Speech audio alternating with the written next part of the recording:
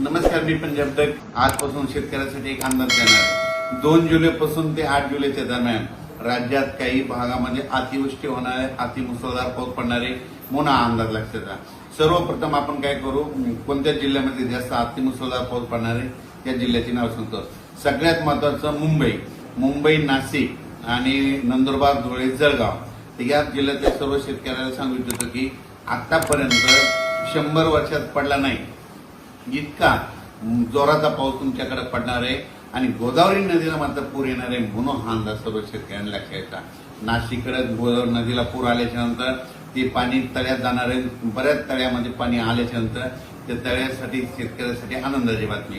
त्याच्यानंतर चिंतेची बातमी कशामुळे, कारण की मुंबईला आतापर्यंत ह्यामध्ये 1 जुलैपासून ते 8 जुलैच्या दरम्यान 1000 ते 1100 मिलीमीटर ह्या 8 दिवसामध्ये पाऊस पडणार आहे म्हणून मुंबईकरांनी, नाशिक जिल्ह्यातल्या शेतकऱ्यांनी, नंदुरबार जिल्हा, धुळे जिल्हा, जळगाव जिल्ह्याच्या शेतकऱ्यांनी हा अंदाज लक्षात घ्यायचा. मग सांगायचं झालं तर मुंबई, त्याच्यानंतर संगमनेर, अकोले, अहिल्यानगर जिल्ह्यात देखील चांगला जोराचा पाऊस पडणार आहे म्हणून हा अंदाज लक्षात घ्यायचा. त्याच्यानंतर राज्यामध्ये परत आणखी मुसळधार पाऊस कोणत्या भागाकडे जाणार आहे तर जळगाव जिल्हा झालं, बुलढाणा जिल्हा झालं, जालना जिल्हा झालं, संभाजीनगर जिल्हा झालं, अमरावती, अकोला, बुलढाणा ह्या परिसरात काय होणार आहे की मध्य प्रदेशकडे पाऊस जास्त पडत असल्यामुळे ते मध्य प्रदेशचे बाजूचे जिल्हे म्हणून त्यांच्याकडे मुसळधार पाऊस पडणार आहे. अमरावती, अकोला, बुलढाणा, जळगाव, संभाजीनगर, जालना जिल्हा, धुळे जिल्हा, नंदुरबार जिल्हा, नाशिक जिल्हा, संगमनेर, अकोले आणि मुंबई, नाशिक मध्ये खूप पाऊस पडणार आहे म्हणून ही अंदाज शेतकऱ्यांना लक्षात. पण उर्वरित राज्यात मात्र काही भागात जोरदार, कुठं रिमझिम, कुठं पेंडवलता असा पाऊस पडणार आहे म्हणून हा अंदाज लक्षात येतात. म्हणजे 2 जुलैपासून ते 8 जुलैच्या दरम्यान राज्यात ठिकठिकाणी पाऊस पडणार आहे. जे भाग वंचित राहिले त्या भागात देखील पाऊस पडणार आहे. मराठवाड्यात देखील मग लातूर जिल्हा झालं, परभणी जिल्हा झालं, जालना जिल्हा झालं, हिंगोली जिल्हा झालं, बीड जिल्हा झालं, धाराशिव जिल्हा झालं, संभाजीनगर जिल्हा झालं, या भागात देखील काय होणार आहे 2 ते 8 मध्ये जोराचा पाऊस पडणार आहे. जे भाग वंचित राहिले त्यांच्यात कडं देखील पडणार आणि त्यांची देखील पेरणी होणार आहे म्हणून हा अंदाज लक्षात येतात. त्याच्यानंतर पूर्व विदर्भ, पश्चिम विदर्भ 6 5 11 जिल्ह्यामध्ये 2 तारखेपासून ते 8 तारखेपर्यंत 2 जुलै ते 8 जुलैच्या दरम्यान जोराचा पाऊस पडणार आहे. काही ठिकाणी रिमझिम, कुठं मुसळधार, कुठं अतिमुसळधार, काही ठिकाणी थोडासा पडणार आहे म्हणून हा अंदाज लक्षात येतात. म्हणजे विदर्भामध्ये देखील सगळीकडे कोणताच भाग सुटणार नाही म्हणून हे अंदाज लक्षात येतात.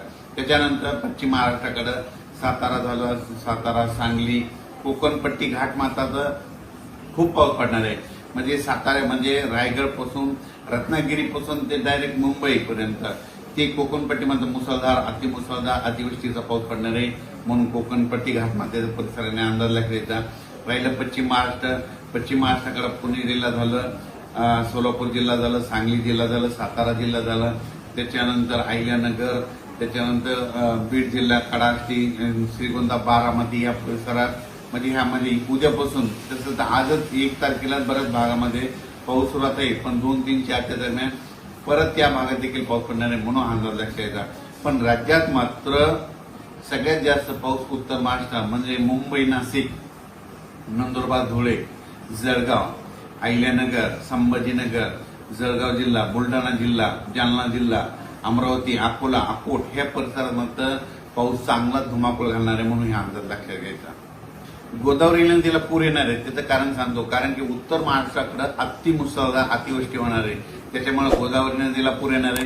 पण गोदावरी नदी उत्तर महाराष्ट्राकडे निळवंडे धरण आहे, भंडारदरा धरण आहे, त्याच्यानंतर गंगापूरचं धरण आहे, नाशिक जिल्ह्यामध्ये छोटे छोटे ते तळे येतात ती देखील पाझर तलाव ह्या पावसामध्ये भरून जाणार.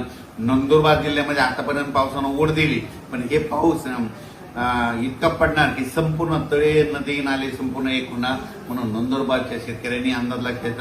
धुळे जिल्ह्यातल्या सर्व शेतकऱ्याला सांगू इच्छितो की तुमचा पिण्याच्या पाण्याचा प्रश्नच मिटून जाणार आहे, कारण की तुमच्याकडलं एकही असं तळ राहणार नाही की ते भरणार नाही. सगळीकडे छोटे छोटे ते भरून जातील म्हणून हा अंदाज लक्षात यायचा. जळगाव जिल्ह्यातल्या शेतकऱ्यांसाठी आनंदाची बातमी, जळगाव जिल्ह्यामध्ये इतका जोराचा पाऊस पडणार आहे जे छोटे छोटे पाझर तलाव आहेत जे आता खोदकाम झालेले ते सगळे भरून जातील म्हणून हा अंदाज लक्षात यायचा. वडे नाल्याला पूर येणार आहे म्हणून हे देखील अंदाज लक्षात यायचा. त्याच्यानंतर कन्नड, सिन्नर इकडे संभाजीनगर, सिल्लोड हे भाग अजंठा परिसर हे भोकरदन ही एरिया, त्याच्यानंतर वैजापूर, गंगापूर, शिर्डी, राहता, संगमनेर, अकोले ह्या भागात देखील काय होणार मुसळधार पाऊस पडणार आहे, म्हणून त्यांनी देखील सतर्क राहण्याची गरज आहे. राज्यात मात्र जवळपास 10 ते 15 जिल्ह्यामध्ये खूप पाऊस पडणार आहे, म्हणून हा अंदाज सर्व शेतकऱ्याला लक्षात घ्यायचा. मात्र गोदावरी नदीला मात्र नाशिकला पूर येणार आहे, म्हणून हे देखील अंदाज लक्षात घ्यायचा. अचानक वातावरण बदल झाला, परत एक मेसेज दिला जाईल. धन्यवाद.